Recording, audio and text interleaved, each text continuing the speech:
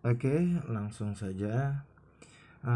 Pada kali ini kita akan membahas kenapa kita buy, harga malah turun, dan kenapa kita sell, malah harga naik seperti itu. Nah, jawabannya kemungkinan ada dua ya. Pertama, kita buy di pucuk sehingga terjadi pembalikan tren dan akhirnya kita loss.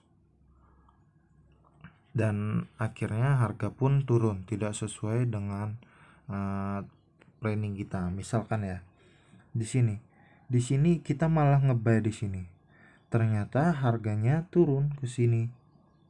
Nah, karena kita ngebuynya di pucuk. Nah, terus kenapa kita sell malah harganya naik? Nah, itu kita nge-sell di lembah. Katakanlah seperti ini contohnya.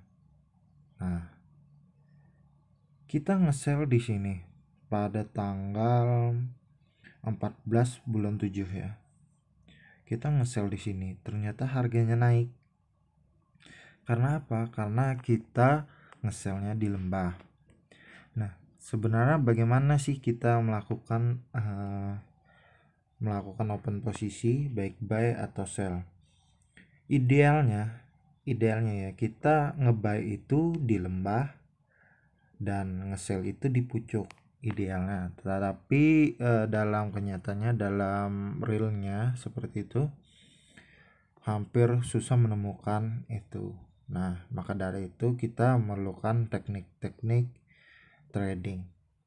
Nah, kalau saya biasanya ngebuynya itu nunggu koreksi.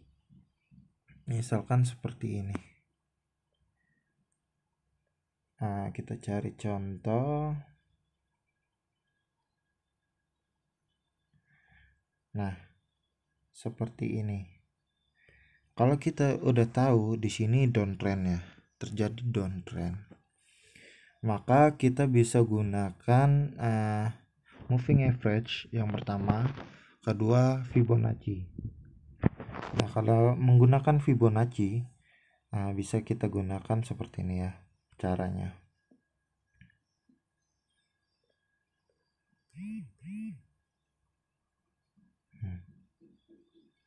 Oke. Nah, kalau menggunakan Fibonacci, kita bisa mengambil retracementnya atau koreksinya di sini. Jadi di area 50 atau 61,8. Disinilah kita entry sell.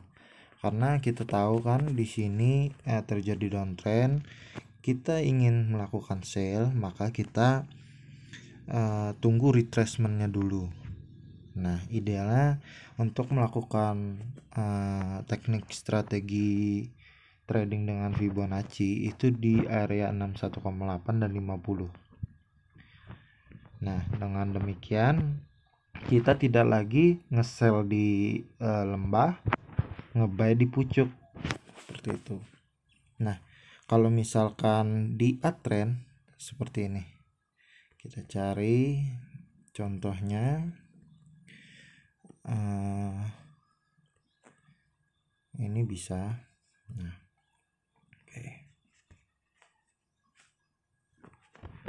oke, kita ambil contoh di sini ya. Nah, kurang presisi. Oke. Nah, untuk Fibonacci. Jadi kita tahu di sini terjadi uptrend ya. Ini uptrend.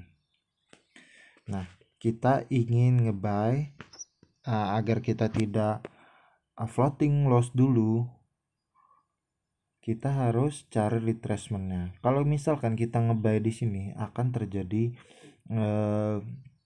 koreksi dulu ya. Jadi sehingga kita terjadi floating loss dulu sebelum harga bergerak naik. Nah, maka dari itu kita harus cari retracementnya atau koreksinya. Jadi kita tahu uptrend, kita gunakan Fibonacci. dan kita akan entry di area 5061,8. Nah, demikian untuk pembahasan mengapa kita buy kok malah harganya turun, kita sell kok malah harganya naik. Sekarang sudah terjawab kan, karena kita buy-nya di pucuk sehingga harga turun, terus kita nge-sell di lembah harga naik, seperti itu. Intinya timing sih, timingnya kurang pas, seperti itu. Kalau tidak mau terjebak di kondisi tersebut, maka kita bisa gunakan Fibonacci. Oke, sekian video ini, semoga dapat bermanfaat buat Anda. Jangan lupa subscribe agar mendapatkan video-video tutorial atau sharing tentang dunia forex. Oke.